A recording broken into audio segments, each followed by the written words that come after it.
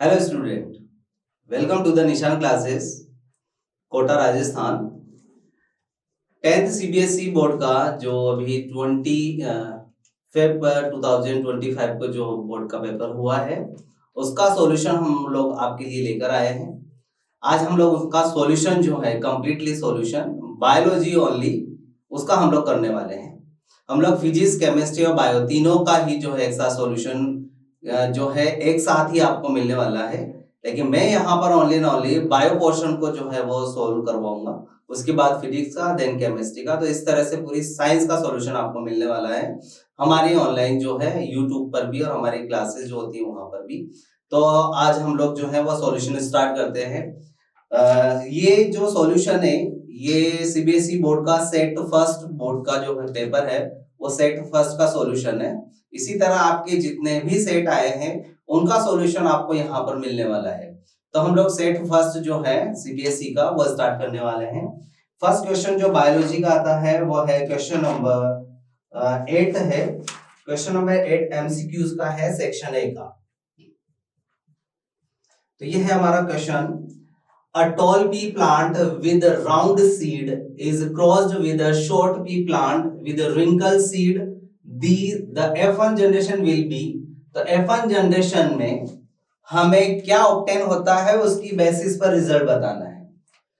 मैंने आप लोगों को या फिर हमने जहां पर भी पढ़ा हो आप लोगों ने, जहां पर हम लोगों ने डाई हाइब्रिड क्रॉस जो है वो स्टडी किया था, तो ये डाई हाइब्रिड क्रॉस का ही एग्जांपल है। यहां पर उन्होंने क्या किया है, डोमिनेंट को एक साथ ले लिया है। दो ऑप्शन आते हैं इसके अंदर। यहां पर उन्होंने डोमिनेंट को एक साथ ले लिया है, डोमिनेंट कैरेक्टर्स को, यहाँ रेसेसिव कैरेक्टर को एक साथ ले लिया है। तो इनमें क्रॉस कराकर देखना है हमें कि F1 जनरेशन में हमें क्या ऑब्टेन होता है। चलो मैं क्रॉस कराकर दिखा देता हूं आपको कि एक्चुअली में ये होगा कैसे। कैरेक्टरिस्टिक्स आपको याद रखनी है। यहां पर टॉल पी प्लांट के साथ कौन है, टॉल पी प्लांट के साथ कैरेक्टरिस्टिक्स याद रखना, राउंड सीड है। ये टॉल और राउंड है, और इधर जो होगा वो शॉर्ट और रिंकल है ना। तो हमें ये कैरेक्टरिस्टिक्स याद रखनी है। चलो उधर चलते हैं हम लोग। ये टॉल,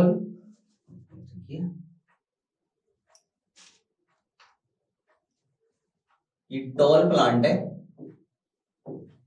और साथ में जो कैरेक्टरिस्टिक्स है टॉल के साथ वो राउंड है, दोनों डोमिनेंट है, और यहां पर शॉर्ट के साथ रिंकल है। ये पेरेंट है तो हमें गेमेट फॉर्म करने आते हैं। गेमेट में क्या होता है, अगर होमोजाइगस कंडीशन होता है, एक एक को उठा लेते हैं हम लोग। ये उठा लिया हमने और अब क्रॉस करवाते हैं। तो क्रॉस कराने पे हम लोग क्या करते हैं, सेम कैरेक्टरिस्टिक्स के एलील को एक साथ रख देते हैं। ये ऑब्टेन हो जाती है हमारी F1 generation. Because of dominant देख लेना चाहिए, जहां पर भी डोमिनेंट साथ में आता है रेसेसिव को, तो ऑब्वियसली वही कैरेक्टरिस्टिक्स डिसाइड करेगा। तो ऑल काइंड ऑफ जितने भी प्लांट्स हमें ऑब्टेन होने वाले हैं वो सारे के सारे कैसे होंगे, टॉल और राउंड, यानी 100% टॉल और राउंड प्लांट होंगे। देखते हैं क्या आता है answer. 100% tall and round seed जो है वो आंसर है हमारा यहाँ पर। तो आंसर आता है हमारा D. Clear. Next question number 9 है। क्वेश्चन नंबर 9 के अंदर क्या होगा, a pair of endocrine gland located in the human brain. Only brain के अंदर लोकेटेड जो एंडोक्राइन ग्लैंड्स हैं उनके रेफरेंस में हमें बात करनी है। हमें पता है पैराथायरॉइड ग्लैंड और पिट्यूटरी ग्लैंड। पिट्यूटरी ग्लैंड तो प्रेजेंट होती है हमारे कहां पर, ब्रेन के अंदर। पैराथायरॉइड ग्लैंड जो होती है वो यहाँ पर थायराइड नेक रीजन में। तो ये तो राइट आंसर नहीं है।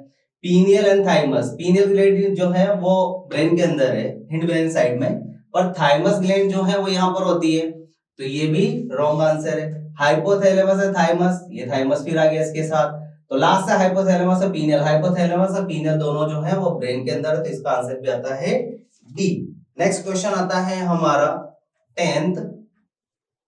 Select the option having a correct matching of the organism giving in column first with the mode of reproduction। ये यहाँ पर कॉलम फर्स्ट में एग्जांपल दिए ऑर्गेनिज्म के, और यहाँ पर ये इनकी रिप्रोडक्शन की टेक्निक्स है। तो हमें इन्हें मैच करना है। तो मैच करते हैं यहाँ पर। लिशमेनिया चलो ठीक है, हम लोग नहीं जानते कि लिशमेनिया क्या है, लेकिन स्पाइरोगायरा हम लोग जानते हैं, जो कि एक एल्गी होता है। स्पाइरोगायरा में फ्रेगमेंटेशन के थ्रू जो है यहाँ पर रिप्रोडक्शन होता है। तो यहाँ पर स्पाइरोगायरा के रेफरेंस पे 4 आता है। प्लेन एरिया में रीजनरेशन होता है, हम लोग जानते हैं बहुत अच्छी तरह से। और प्लाज्मोडियम जो है वो मल्टीपल फिजन के रेफरेंस में हम लोग जानते हैं। लास्ट वन जो है, 2 ऑप्शन बचे हैं, एक तो थर्ड और एक फिफ्थ। तो हम लोग जानते हैं कि लिशमेनिया के अंदर जो है वो बाइनरी फिजन होता है। लास्ट वन बडिंग जो है वो अदर काइंड ऑफ में देखने को मिलता है। तो ये आंसर है हमारा 3 4 1 2। तो हमारा जो आंसर आना चाहिए वो 3 4 1 2 के अकॉर्डिंग आना चाहिए। तो आंसर दिया है यहाँ पर P3 4 1 2। तो आंसर आता है इसका सी। इसका आंसर आता है सी। नेक्स्ट आता है question number 11। The basic filtration unit of the excretory system in human being. जो बेसिक यूनिट होती है एक्सक्रीटरी सिस्टम की, उसको क्या बोलते हैं हम लोग? तो हमें पता है हमारी किडनी का जो स्ट्रक्चरल फंक्शन यूनिट है that is known as the nephron जो है वो होता है। तो यहाँ पर नेफ्रॉन जो है वो आंसर आएगा, क्योंकि यही मेन हमारी फिल्ट्रेशन यूनिट होती है जो एक्सक्रीटरी सिस्टम में प्रेजेंट किडनी के अंदर जो है वो पाई जाती है। नेक्स्ट आता है question number 12। Question number 12। In human alimentary canal, the digestive juice secreted by the gastric gland are। Gastric gland जो है वो हमारे स्टमक में प्रेजेंट होती है। स्टमक में गैस्ट्रिक ग्लैंड के थ्रू क्या क्या रिलीज होता है हमें पता है। वहां पे HCl रिलीज होता था, म्यूकस रिलीज होता था जो HCl से डैमेज होने से प्रिवेंट करता था, और साथ में प्रोटीन का डाइजेशन होता था सम अमाउंट में। तो हाइड्रोक्लोरिक एसिड एक में ही देखने को मिल रहा है, पेप्सिन और म्यूकस। तो हमारा आंसर आ जाता है इसका बी। नेक्स्ट क्वेश्चन जो आने वाला है हमारा 12 के बाद वो आएगा 15। इसके अंदर एक चेन दी हुई है, फूड चेन, उसके रेफरेंस में आंसर देना। Consider the following food chain. Grass है जो कि प्रोड्यूसर होगा, ग्रास ऊपर यहाँ पर कंज्यूमर होगा, primary consumer, then secondary consumer में फ्रॉग, और लास्ट टर्शियरी कंज्यूमर में स्नेक दिया हुआ है, और सॉरी फोर्थ जो है वो क्वाटरनरी में ईगल दिया हुआ है। तो if the amount of energy available at third trophic level is 50 kilojoule, the available energy at the producer level was.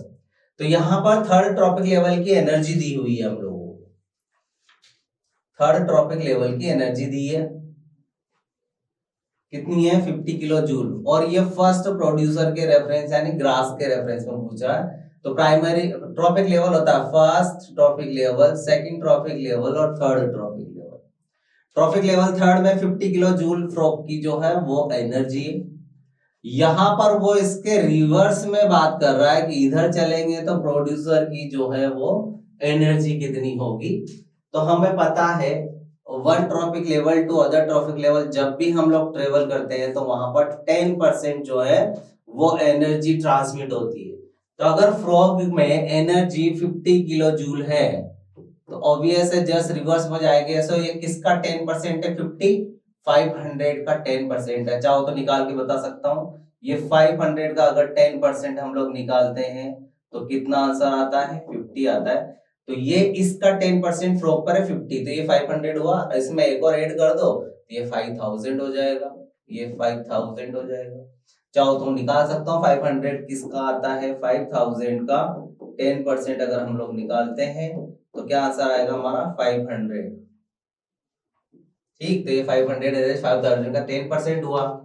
तो यहाँ पर हमारा जो ग्रास है उसकी जो एनर्जी आने वाली है कितनी है 5000 किलो जूल, क्योंकि वो प्रोड्यूसर के रेफरेंस में यहाँ पर उसने एनर्जी को कैलकुलेट करने के लिए बोला गया है।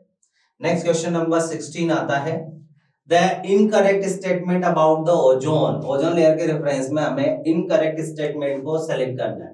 It is a deadly poisonous gas है, ये तो राइट थिंग है। It shield the surface of the earth, ये हमें प्रोटेक्शन प्रोवाइड करती है यूवी रे से, तो वो भी सही है।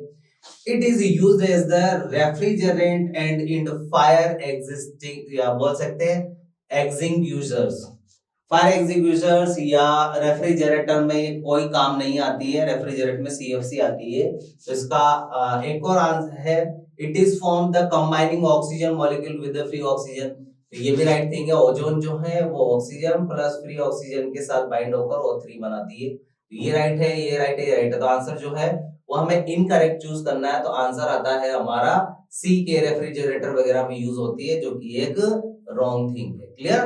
तो ये है हमारा answer C option sorry question number 16 का। नेक्स्ट आता है क्वेश्चन नंबर 18, जो कि असर्शन रीजन है।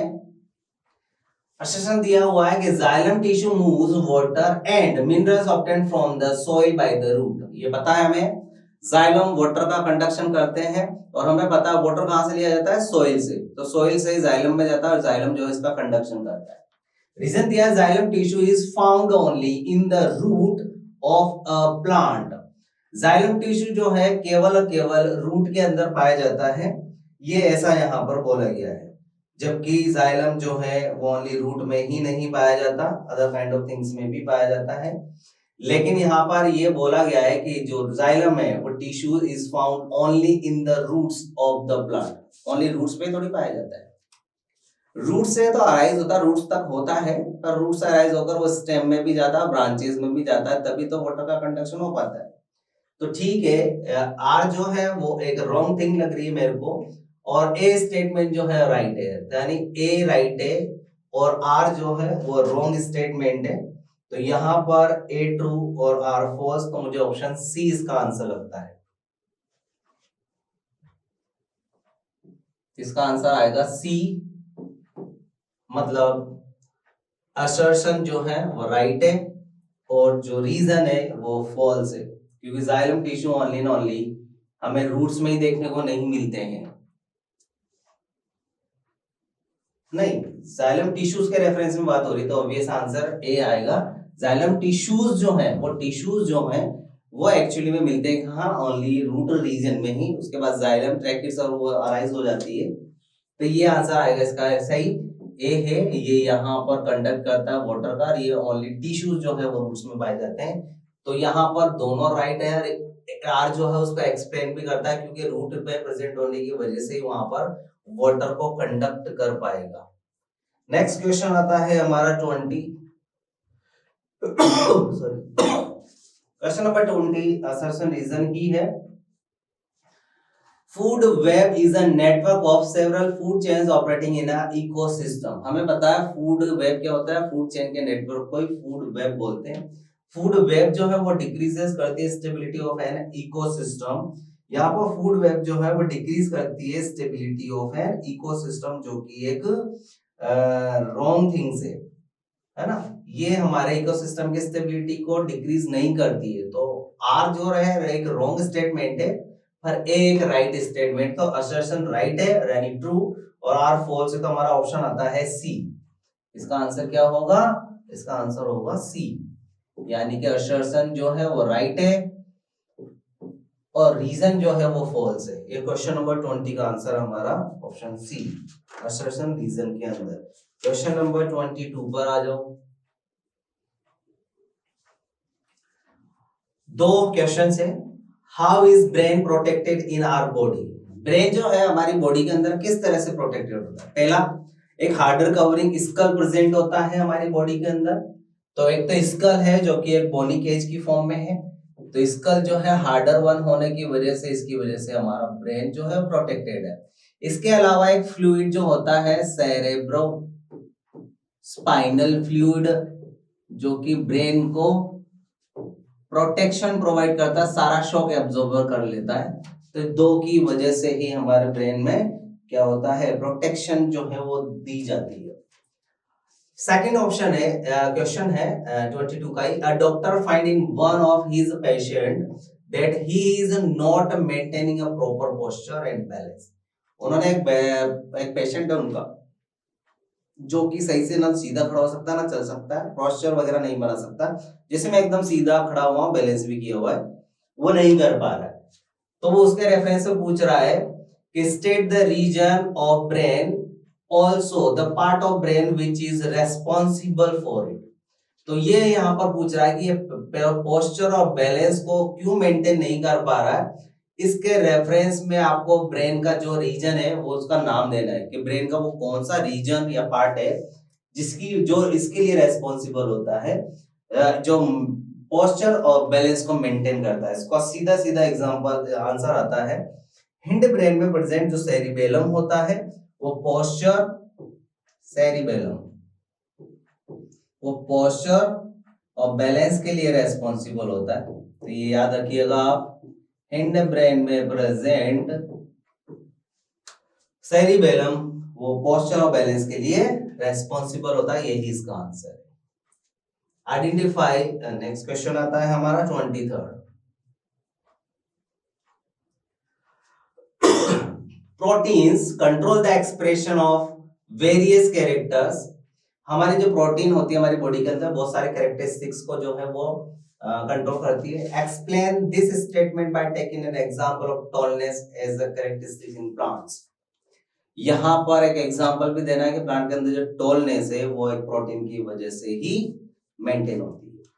तो सीधा सीधा आंसर है, प्रोटीन्स जो होती हैं वो हमारी बॉडी के अंदर बहुत सारे एक्सप्रेशन की फॉर्म में या कंट्रोल करती है और एक्सप्रेस करती है अपने कैरेक्टर्स का। लाइक जैसे प्रोटीन जो है वो एज इट इज एक एंजाइम की फॉर्म में काम करती है, और एंजाइम जो है बहुत सारी जो कैरेक्टरिस्टिक्स है यानी कि बहुत सारे रिएक्शंस हो है उनके अंदर परफॉर्म कराने में हेल्प करती है, और रिएक्शन की वजह से प्रोडक्ट जो है वो फॉर्म होते हैं।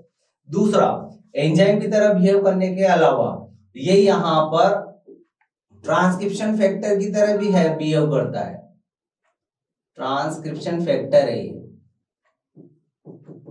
क्योंकि ड्यूरिंग ट्रांसक्रिप्शन और ट्रांसलेशन जो है वो प्रोटीन सिंथेसाइज होता है। तो यहाँ पर आरएनए जो है वो ट्रांसक्रिप्शन फैक्टर की फॉर्म में भी काम करेगा। तो प्रोटीन्स जो हैं वो एंजाइम की फॉर्म में, ट्रांसक्रिप्शन फैक्टर की फॉर्म में भी काम करते हैं और अपने आप को एक्सप्रेस करते हैं। यहाँ पर प्रोटीन क्या करती है, ये प्रोटीन जो है टॉलनेस के लिए रेस्पॉन्सिबल जो प्रोटीन जीन होता है उसको प्रोड्यूस करेगा, और जीन जो है वो टॉलनेस या एक जीन तो है ही, प्रोटीन इसके अलावा एक इन्फ्लुएंस करेगा हॉर्मोन्स को, जो कि किसके लिए रेस्पॉन्सिबल होंगे, टॉलनेस के लिए, क्योंकि हमारे हॉर्मोन्स, ग्रोथ हॉर्मोन्स हमारी हाइट या हमारी ग्रोथ के लिए रेस्पॉन्सिबल होते हैं। तो प्रोटीन्स जो है वो अपना आप को एक्सप्रेस करेंगे, इन्फ्लुएंस करेंगे हॉर्मोन्स को, हॉर्मोन्स प्रोड्यूस होंगे, और हॉर्मोन्स प्रोड्यूस होने के साथ साथ हमारी टॉलनेस जो एक कैरेक्टरिस्टिक से वो डिस्क्राइब होगी। तो इस तरह से प्रोटीन्स अपना आप को एक्सप्रेस करते हैं और कैरेक्टरिस्टिक डिसाइड करते हैं, जैसे प्लांट के अंदर ये ग्रोथ हार्मोन्स के रेफरेंस में कर रहे हैं। यहाँ पर प्लांट की हाइट वगैरह जो है वो ऑक्सिन एक हार्मोन है उसकी वजह से होगी, और ऑक्सिन जो हार्मोन है वो ग्रोथ हार्मोन है जिसको इन्फ्लुएंस करेगा कौन, प्रोटीन्स, और वो प्लांट की हाइट को इंक्रीज कर देगा। नेक्स्ट क्वेश्चन आता है हमारा 23rd। 22 कंप्लीट हो चुका है, क्वेश्चन नंबर 23rd देखिए। 23rd में क्वेश्चन नंबर और है ये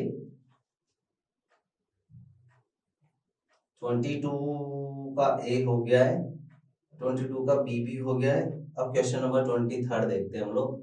चलो 23rd में प्रोटीन कंट्रोल्स एक्सप्लेन, ये हो तो गया। चलो 23rd में एक और क्वेश्चन बी करके ऑप्शन आएगा, इसका क्वेश्चन करते हैं हम लोग। 23rd में और करके बी ऑप्शन दिया हुआ है। Explain the mechanism of inheritance used by sexually reproducing organism to ensure the stability of DNA of the species।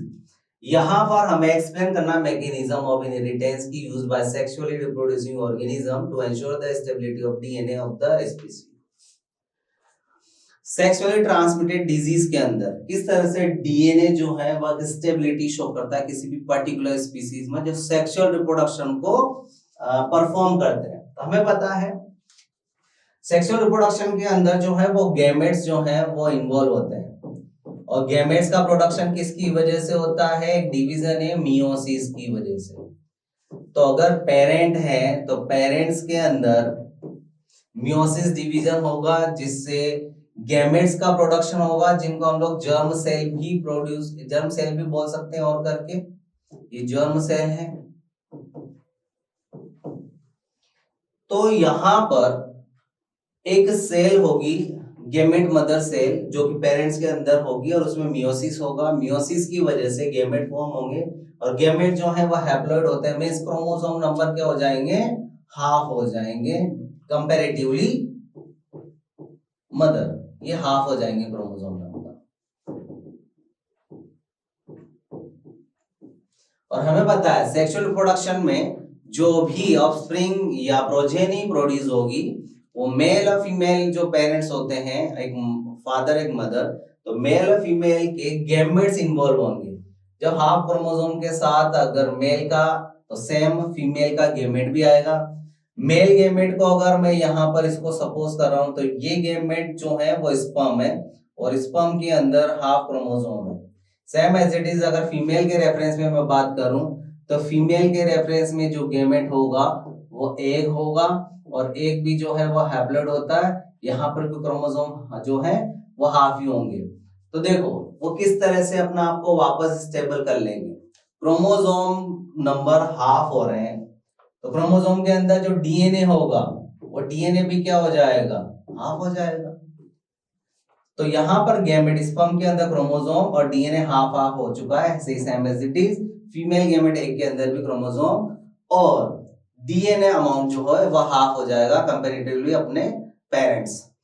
तो यहाँ पर फादर में हाफ और यहाँ पर मदर के अंदर गैमेट्स के अंदर हाफ हाफ हो गया।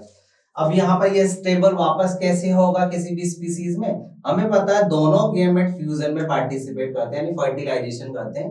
तो जैसे ही फर्टिलाइजेशन करेंगे तो हाफ क्रोमोसोम यहां से हाफ क्रोमोसोम यहां से आएगा, हाफ हाफ होकर एक पर्टिकुलर क्रोमोसोम में कन्वर्ट हो जाएंगे।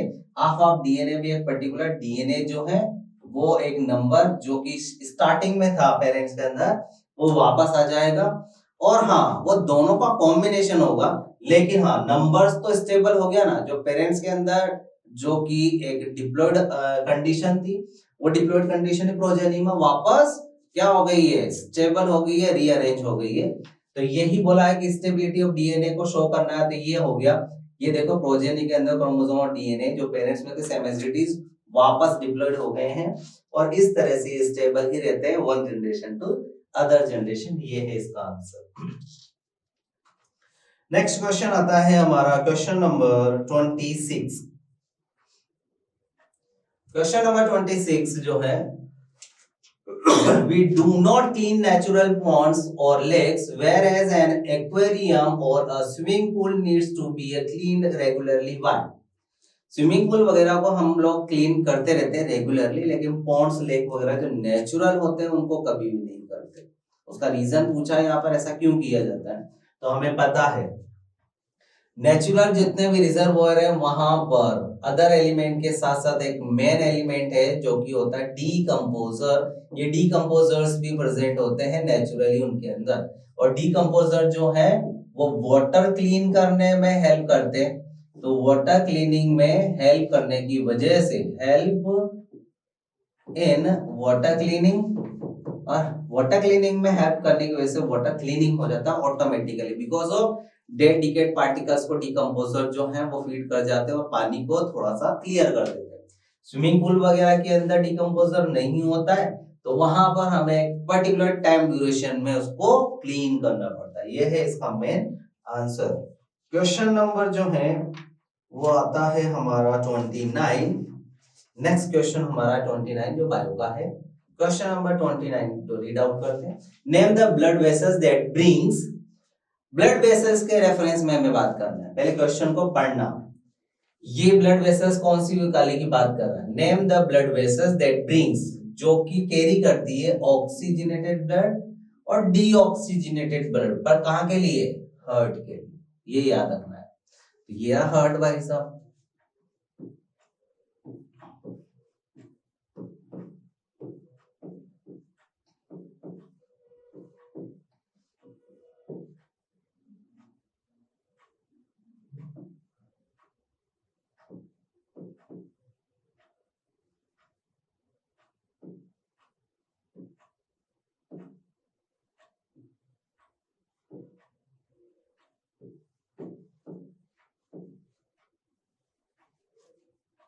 ये हार्ट है। यहाँ पर मैं एक बहुत सिंपल डायग्राम ड्रॉ किया है जिसमें ये आउटा को डिनोट करता है, ये पल्मोनरी आर्टरी को, ये पल्मोनरी वेन को, और ये वेना केवा को, ये वेना कावा को डिनोट करता है।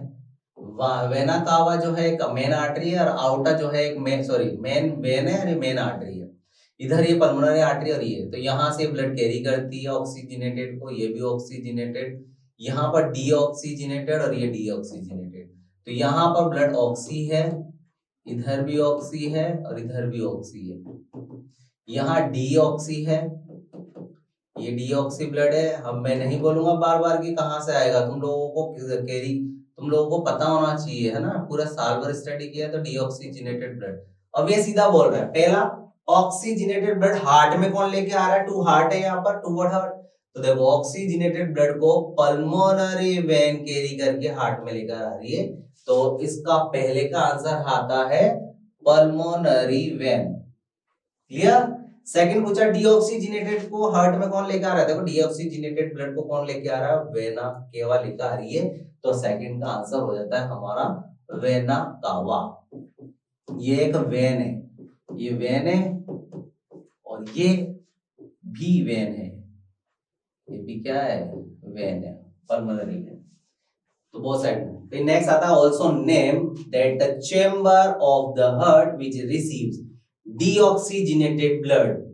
तो यहाँ पर उस चेंबर का नाम बताना जो डीऑक्सीजनेटेड ब्लड को कैरी कर रहा है, तो सीधा सीधा है, ये वाला पोर्शन होता है राइट, ये वाला होता है लेफ्ट।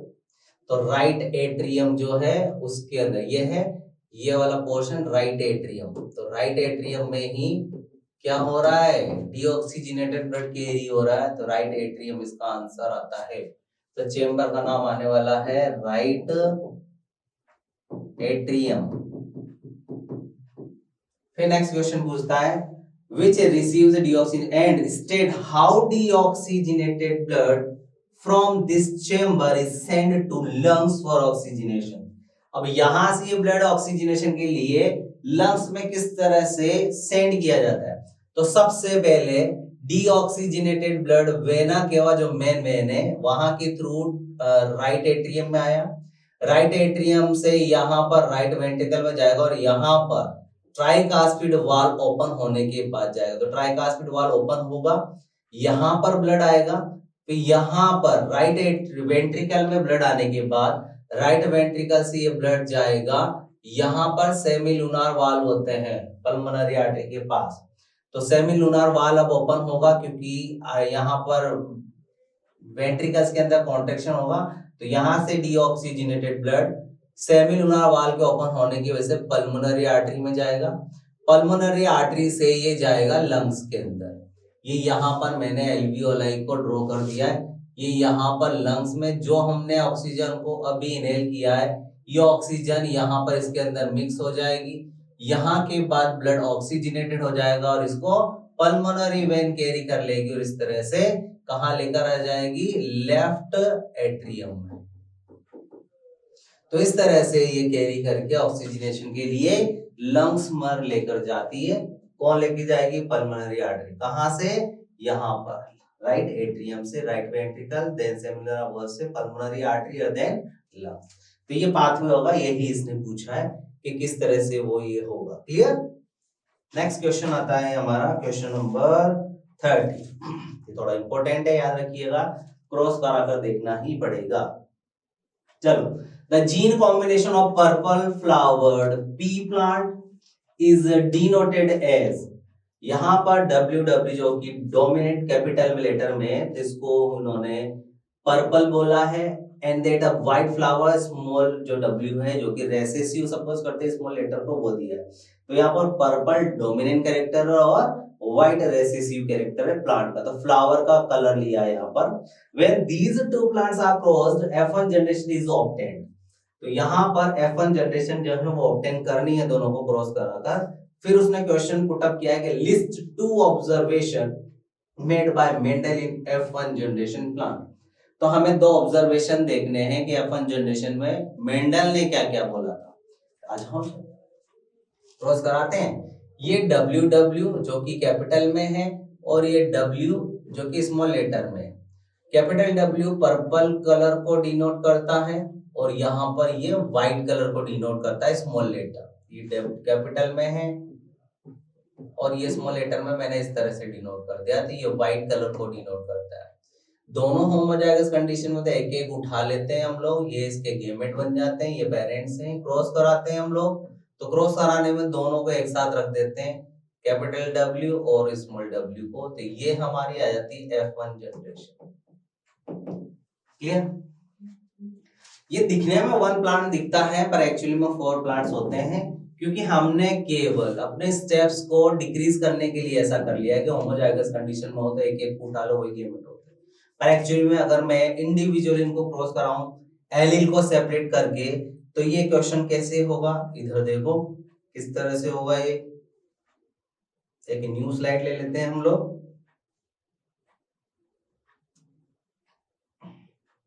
चलो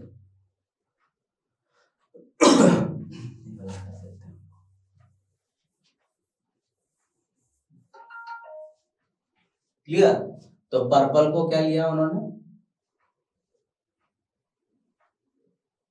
पर्पल को तो कैपिटल डब्ल्यू में और स्मॉल डब्ल्यू में व्हाइट को डिनोट किया। ये पेरेंट्स हो गए हमारे।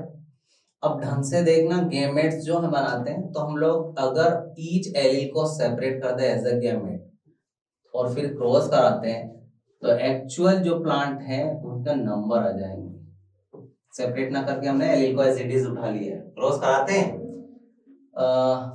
ये पेयर हो गए 2, तो फर्स्ट पेयर के फर्स्ट का बोथ के साथ कराते हैं क्रॉस, पहले कैपिटल डब्ल्यू का दोनों के साथ क्रॉस करा लेंगे, इसके साथ भी और इसके साथ भी। Same as it is second का दोनों के साथ क्रॉस कराएंगे, पहले के साथ देन सेकंड के साथ। हम लोग चेकर्स बोर्ड के थ्रू भी करवा सकते हैं, अभी मैं डिनोट कर देता हूं। चलो चेकर बोर्ड के थ्रू कराते हैं हम लोग इसको क्रॉस।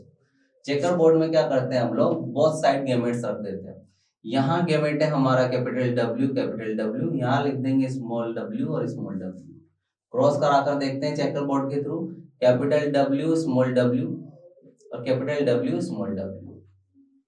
सेम यहाँ पर भी capital W small W, capital W small W. जाता क्रॉस करना है, देखो इस तरह से करते हैं तो ये आंसर आने वाला है, देखो सेम।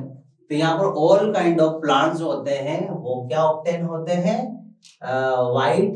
पर्पल और व्हाइट का कॉम्बिनेशन। तो यहाँ पर डोमिनेंट कौन है, पर्पल, तो सारे ऑल काइंड ऑफ प्लांट्स क्या है, पर्पल फ्लावर्ड प्लांट है, पर्पल फ्लावर्ड प्लांट, यानी कि इनका फ्लावर कैसा होगा, पर्पल कलर का प्लांट का। ये ऑब्टेन होगा हमारा रिजल्ट, और ये 100% होगा। 100% सारे प्लांट्स कैसे हैं, पर्पल फ्लावर वाले हैं। और कंडीशन में केवल क्या हो गई है कि हेटेरोजाइगस कंडीशन में है ना, हेटेरोजाइगस कंडीशन, ये देखो हेटेरोजाइगस कंडीशन। क्लियर? तो 100% है। तो रिजल्ट है हम लोग, तो पहला रिजल्ट आता है F1 जनरेशन के according, all kind of plant जो होते हैं वो क्या होते हैं, डोमिनेंट कैरेक्टर वाले होते हैं। तो पहला रिजल्ट आता है लॉ ऑफ डोमिनेंस का, कि अगर रेसेसिव और डोमिनेंट कैरेक्टर को हम लोग एक साथ रखते हैं तो डोमिनेंट कैरेक्टर ही अपना आप को एक्सप्रेस करता है और रेसेसिव अपना आप को हाइड कर लेता है, that is known as law of dominance, जो कि यहाँ पर इस F1 जनरेशन में शो हो चुका है। सेकंड कैरेक्टर क्या बताया था कि यहाँ पर 100% जो है वो डोमिनेंट कैरेक्टर ही जो है वो ऑब्टेन हुआ, एक्चुअली में 1 प्लांट ना होकर 4 प्लांट जो कि 100% होते हैं वो ऑब्टेन होते हैं। तो सेकंड रिजल्ट हो गया, ये मेंडल ने डिनोट किया था इस तरह से। क्लियर? तो हमें F1 जनरेशन में ये चीज ही दिखानी थी।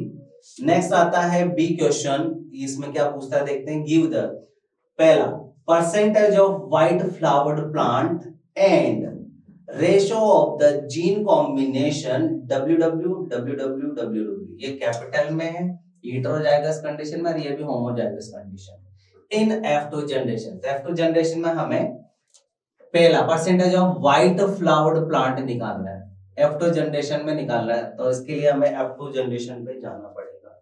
तो चलो यहाँ पर अभी मैंने F1 जनरेशन को ऑब्टेन किया था, F2 जनरेशन लेके जाते हैं, तो एक और स्लाइड जो है हम लोग इंक्लूड कर लेते हैं इसके अंदर। तो 1 स्लाइड जो है वो एक और चाहिए भाई। चलो हमारा रिजल्ट आया था F1 जनरेशन का, वो था ये, F1 जनरेशन में क्या ऑब्टेन हुआ हमें, ये ऑब्टेन हुआ कैपिटल W और स्मॉल w, ये F1 जनरेशन में प्लांट्स ऑब्टेन हुए हमें जो कि टोटल पर्पल थे।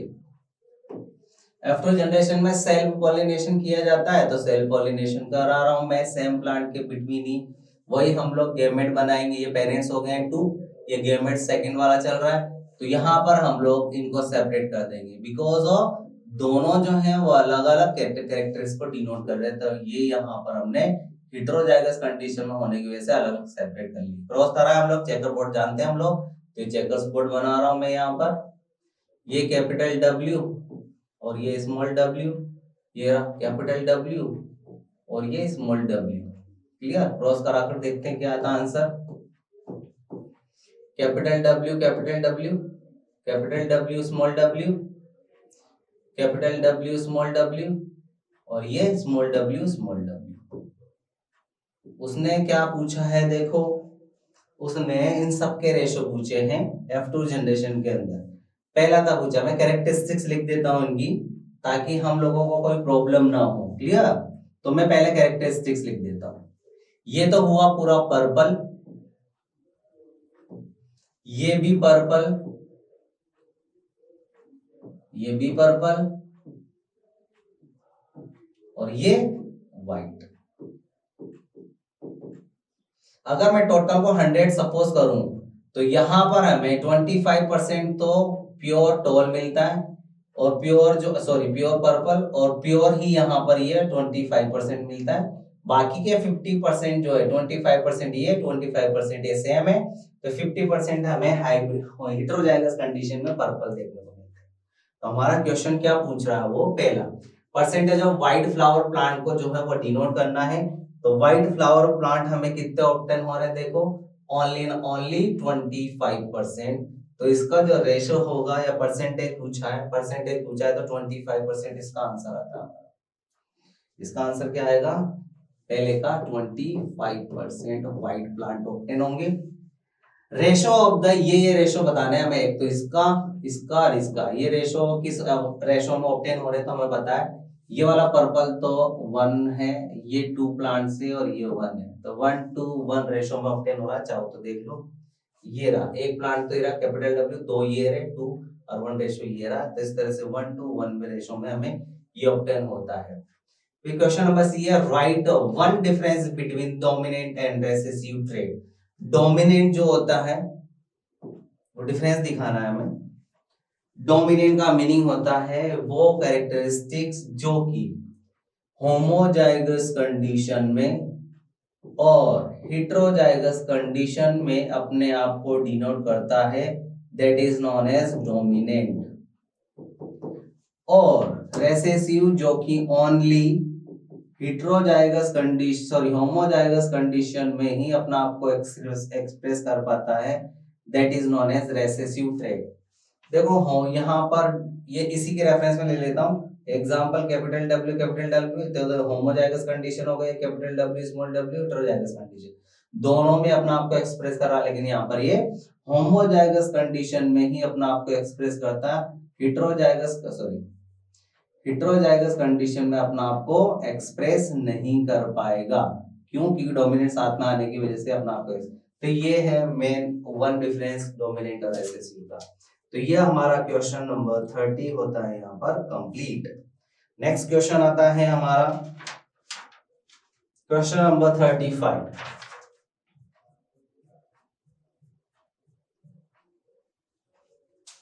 क्वेश्चन नंबर 35 में सीधा क्वेश्चन पूछा है, define the puberty, list any two changes in boys at the time of puberty. First one, puberty क्या है, और बॉयज और गर्ल्स के अंदर जो दो चेंजेस होंगे प्यूबर्टी की वजह से वो क्या आते हैं। पहला, डिफाइन प्यूबर्टी, ये एक टाइम पीरियड या कंडीशंस है जो कि मेल और फीमेल के अंदर दोनों में एज क्राइटेरिया फिक्स ना होकर अलग अलग होता है। 10 to 12 में तो यहाँ पर फीमेल मैच्योर हो जाती है, 12 to 13 या 14 के बाद जो है वो मेल मैच्योर होता है। तो प्यूबर्टी वो कंडीशन है जब वो सेक्सुअली मैच्योर हो जाते हैं, मींस गैमेट फॉर्म होना स्टार्ट हो जाते हैं, that is known as condition puberty, और यहाँ पर हार्मोन्स भी उनके स्टार्ट हो जाते हैं फॉर्म होना। तो हार्मोन सेक्सुअली हार्मोन्स फॉर्म होना, सेक्सुअली मैच्योर हो जाना, that is known as condition puberty. और यहाँ पे प्यूबर्टी के दो चेंजेस आएंगे। पहला, मैं बॉयज के रेफरेंस में बात करूं तो उनकी वॉइस पिच जो होती है काफी हार्डर हो जाती है वॉइस। सेकेंड, उनके फेशियल वगैरह पर जो है या फेस पर बियर्ड वगैरह का आ जाना और मस्कुलर जो है वो बॉडी हो जाना। तीन कैरेक्टर बता दिए एक्चुअली तो मैंने। और अगर फीमेल के रेफरेंस में हम लोग बात करेंगे, ये ओनली उन्होंने तो any two changes seen in boys in the time of puberty पूछा, वो मैंने बता दिया। सेकंड क्वेश्चन आता है B, why are testis in human males located outside the abdominal cavity in scrotum. यहाँ पर ओनली एक ऐसा ऑर्गन होता है टेस्टिस जो कि मेल के रेफरेंस में होता है, इसको मेल सेक्स ऑर्गन्स बोलते हैं। ये हमारे बॉडी के अंदर इनसाइड में प्रेजेंट ना होकर आउटर साइड प्रेजेंट होता है, उसी का रीजन पूछा। तो यहाँ पर मेल गेमेट टेस्टिस के अंदर मेल गेमेट स्पर्म का प्रोडक्शन होता है और वो हमारी बॉडी टेम्परेचर पर प्रोड्यूस नहीं होते हैं। तो उसको टेम्परेचर को रिलीज या लो करने की वजह से, ज्यादा नहीं चाहिए, 2 to 3 डिग्री सेल्सियस लेस करने की वजह से भगवान ने उसका एक एडेप्टेशन दिया है कि वो हमारे बॉडी के आउटर साइड एक पाउच काइंड ऑफ कंडीशन या स्किन होती है, इसको स्क्रोटम बोलते हैं, वहां प्रेजेंट होता है। वो डायरेक्ट एनवायरमेंट के कांटेक्ट में आने की वजह से उसके अंदर टेम्परेचर जो है वो थोड़ा सा डिक्रीज हो जाता है, हमारी बॉडी टेम्परेचर से थोड़ा सा डिक्रीज 1 to 2 डिग्री, और उसी पर हमारे स्पर्म यानी कि मेल गेमेट का प्रोडक्शन हो पाता है, इसीलिए आउटर साइड प्रेजेंट होता है। रीजन याद रखना है। नेक्स्ट है list any 3 techniques of the contraception used by humans which one of these is not a meet for. हमें 3 जो है कॉन्ट्रासेप्टिव मेथड बताने ह्यूमन के अंदर, लेकिन उनमें से एक जो है वो मेल के अंदर नहीं होता है, वो याद रखना है। तो यहाँ पर 3 टेक्निक्स में बता देता हूँ। पहला, फिजिकल बैरियर जो होता है वो आता है। फिजिकल बैरियर में हम लोग कॉन्डम्स के रेफरेंस में बात करते हैं, तो मेल और फीमेल दोनों के रेफरेंस में कॉन्डम्स आते हैं। दूसरा आता है सर्जिकल मेथड। सर्जिकल मेथड जो होता है वो भी बोथ के रेफरेंस में बात करते हैं, जिसको हम लोग वासेक्टोमी जो कि मेल के रेफरेंस में होता है, और ट्यूबेक्टोमी जो कि फीमेल के रेफरेंस में होता है। तो ये भी बहुत में मिलता है, लेकिन जो केमिकल मेथड है, केमिकल मेथड में जो ओरल कॉन्ट्रासेप्टिव है वो ओनली हमें फीमेल में ही देखने को मिलता है। ओरल कॉन्ट्रासेप्टिव का मीनिंग होता है वो वहां पर पिल्स लेती हैं, टैबलेट्स, जो कि प्रोजेस्टेरोन या एस्ट्रोजन के कॉम्बिनेशन या सिंगल हार्मोन्स होता है जो कि ओव्यूलेशन को प्रिवेंट करता है। ये ओनली फीमेल के रेफरेंस में होता है, मेल के रेफरेंस में नहीं होता है। तो ये आंसर आता है हमारा सी का। नेक्स्ट क्वेश्चन आता है 35 के बाद, 35 का और ये वाला, name the part performing following function in human female reproductive system. हमें ह्यूमन फीमेल रिप्रोडक्टिव सिस्टम में इनके फंक्शन बताने। पहला, प्रोडक्शन पार्ट का नाम बताना कहां पर होता है। तो production of eggs, production of egg जो है वो किसका फंक्शन है, वो फंक्शन है हमारी ओवरीज का। तो ओवरी जो है वो क्या करती है, एग का प्रोडक्शन करती है। साइट ऑफ फर्टिलाइजेशन जो है वो कहाँ होता है, फैलोपियन ट्यूब में ही फर्टिलाइजेशन होता है। नेक्स्ट, साइट ऑफ इम्प्लांटेशन, तो साइट ऑफ इम्प्लांटेशन होता है यूटेरस। यूटेरस के अंदर जो है वो इम्प्लांट होता है यूटेरस की इनर एंडोमेट्रियम में। तो यूटेरस वो स्पेस होता है जहां पर हमारा एम्ब्रियो इम्प्लांट होता है, सेटल हो जाता है, प्लेसेंटा का फॉर्मेशन होगा। एंट्री ऑफ द स्पर्म, हमें पता है वेजाइना के थ्रू ये सर्विक्स में जाएगा जो कि स्मॉल कैनाल होती है। सर्विक्स रीजन जो है उसके अंदर ये एंटर होता है, देन यूटेरस में जाता है। तो स्पर्म की एंट्री सर्विक्स में होती है जो कि ओपनिंग ऑफ यूटेरस है, ओपनिंग ऑफ यूटेरस बोलते हैं इसको, इसके थ्रू यूटेरस में एंटर करेगा। तो ये आंसर आते हैं हमारे इसके। ये था ए ऑप्शन इसका, लेकिन सेकंड ऑप्शन बी भी देखना है इसमें हमें। ये second option B, what changes are observed in a uterus. जब फर्टिलाइजेशन हो जाता है तो एक जो है इम्प्लांटेशन के लिए यूटेरस में जाएगा, तो यूटेरस में चेंजेस क्या आते हैं। यूटेरस का मेन चेंजेस है क्योंकि वो जो जायगोट आया है वो एम्ब्रियो में कन्वर्ट होकर उसके अंदर इम्प्लांट होगा, और किसी भी चीज को इम्प्लांट करने के लिए उसको थोड़ा सा थिकर होना मैंडेटरी है। तो यहाँ पर यूटेरस वॉल क्या हो जाएगी, थिकन हो जाएगी। थिकन होने का रीजन है, एक तो इम्प्लांट करेगी इसको इम्प्लांटेशन के लिए, और दूसरा इम्प्लांट होने के बाद यहाँ पर प्लेसेंटा फॉर्म होता है तो ये नरिशमेंट भी देगी एम्ब्रियो को, तो दूसरा रीजन है नरिशमेंट के लिए। तो ये थिकन हो जाएगी फॉर नरिशमेंट फॉर एम्ब्रियो, तो ये चेंजेस आएंगे उसके अंदर। इसका पहला जो क्वेश्चन है, subsequent to implantation of a zygote and if an egg does not get fertilized. तो पहला जाइगोट जब इम्प्लांट होता है तो ये चेंजेस आएंगे, पहले का आंसर हो गया। सेकंड, अगर एग डज नॉट फर्टिलाइज हुआ तो क्या होगा, जब एग फर्टिलाइज नहीं हुआ तो वो यूटेरस के अंदर एंटर करेगा, यहां से एक यूटेरस के अंदर एंटर करेगा, ये एंडोमेट्रियम वगैरह होती है, यहां पर आएगा, यहां आने के बाद वो डेस्ट्रो हो जाएगा क्योंकि यहाँ पर कोई स्पर्म के साथ फर्टिलाइजेशन नहीं हुआ। ये जो एंडोमेट्रियम है ये भी डेस्ट्रो होना स्टार्ट होगी और इसकी वजह से ब्लीडिंग होगी और ये वेजाइना के थ्रू बाहर डिस्चार्ज की फॉर्म में निकलने लगेगा। इसी को हम लोग एमसी और मेंस्ट्रुअल साइकिल बोलते हैं, जिसको इन जनरल लैंग्वेज में पीरियड जो है वो बोला जाता है। तो यहाँ पर अगर ये नहीं होगा तो ये यहाँ पर डैमेज होकर मेंस्ट्रुअल साइकिल जो है वो स्टार्ट हो जाएगी, यही मेन रीजन होगा। क्लियर? ये हो गया हमारा क्वेश्चन नंबर 35 कंप्लीट। 35 के बाद हमारा क्वेश्चन आता है क्वेश्चन नंबर 38।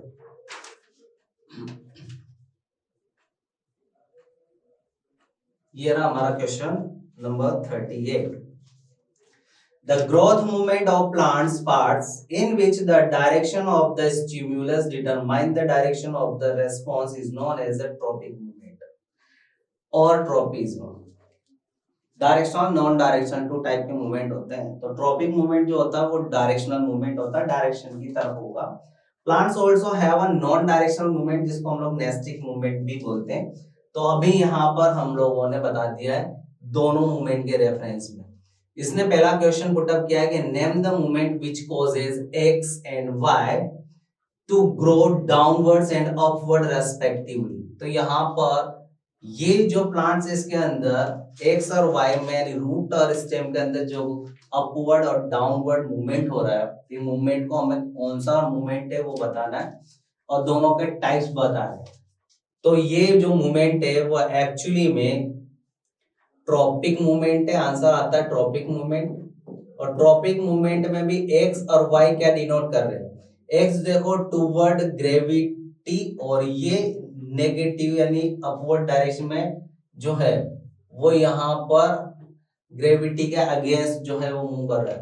तो ट्रॉपिक मूवमेंट में भी ये जियोट्रॉपिज्म है। तो जियोट्रॉपिज्म मूवमेंट है ये वाला। जियोट्रॉपिज्म में टूवर्ड ग्रेविटी की तरफ ये एक्स यानी रूट मूव कर रहा है, तो ये वाला मूवमेंट होगा हमारा पॉजिटिव जियोट्रॉपिज्म।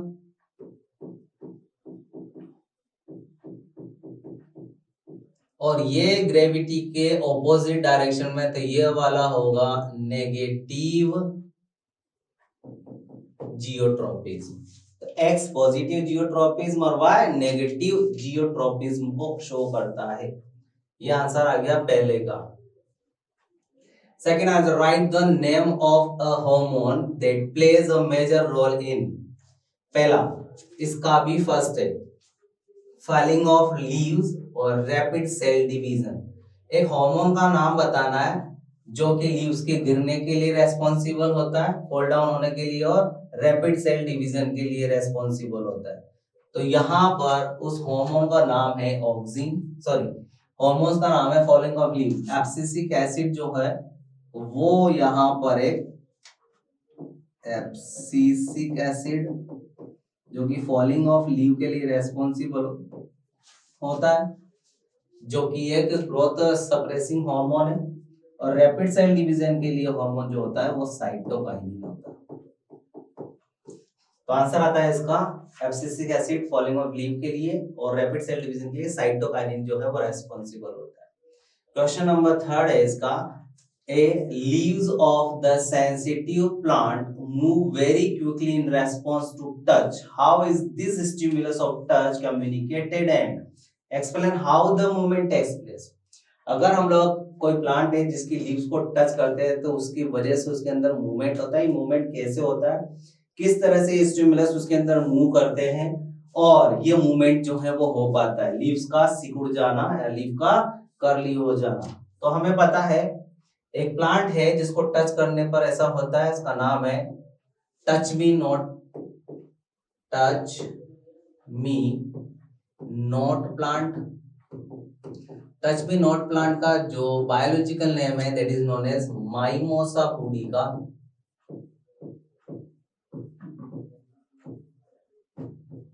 जिसको हम लोग छुई मुई भी कहते हैं, छुई मुई। इसमें कैसे मूवमेंट होता है, ये जब हम लोग उसको टच करते हैं लीफ को, ये इस तरह से होता है, उसकी लीव्स ऐसी होती है। जब हम इसको टच करेंगे तो ये जो इसका स्ट्रोक होता है लीफ का, टच करने से यहाँ पर एक केमिकल सिग्नल या स्टिमुलस जो है वो यहाँ पर जनरेट होता है।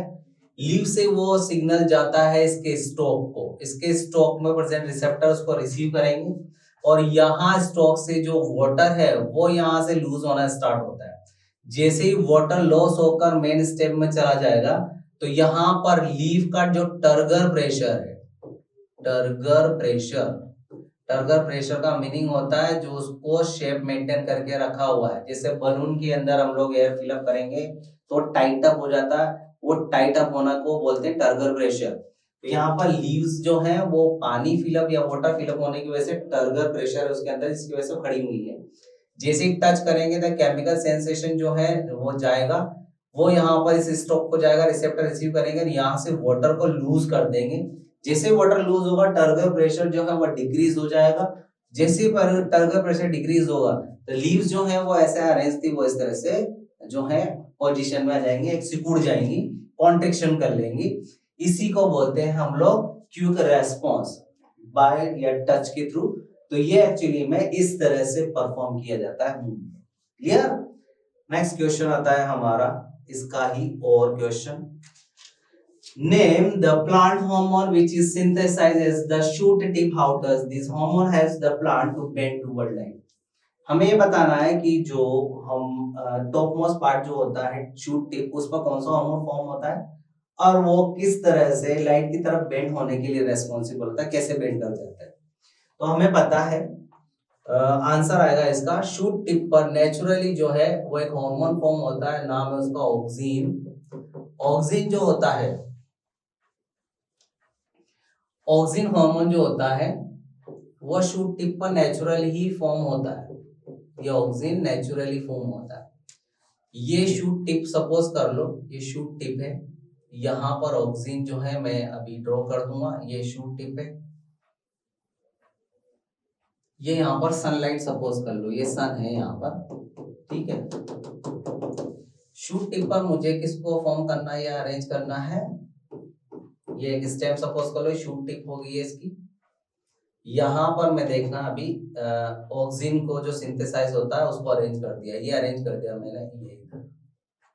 अब ये याद रखना है ऑक्सिन जो है वो लाइट में वर्किंग नहीं होता है, तो वो क्या करेगा, वो लाइट की जैसे ही लाइट जिधर से फॉल डाउन हो रही है तो लाइट के अंदर रिएक्ट नहीं करने की वजह से बैक साइड में चला जाएगा। तो अभी आगे था, ये यहाँ से लाइट आ रही है तो ये बैक साइड में जो है वो शिफ्ट हो जाएगा। तो इसको बैक साइड में शिफ्ट कर दें, कर दो, बैक साइड में शिफ्ट कर देता हूं मैं यहाँ पर। तो ये पहले आगे था, अब ये शिफ्ट हो गया है बैक साइड में, ये बैक साइड में चला गया, इधर आ गया है, अब ये छाया में चला गया। हमें पता है ऑक्सिन जो है वह स्टार्टिंग सेल डिवीजन और ग्रोथ कराने में हेल्प करता है।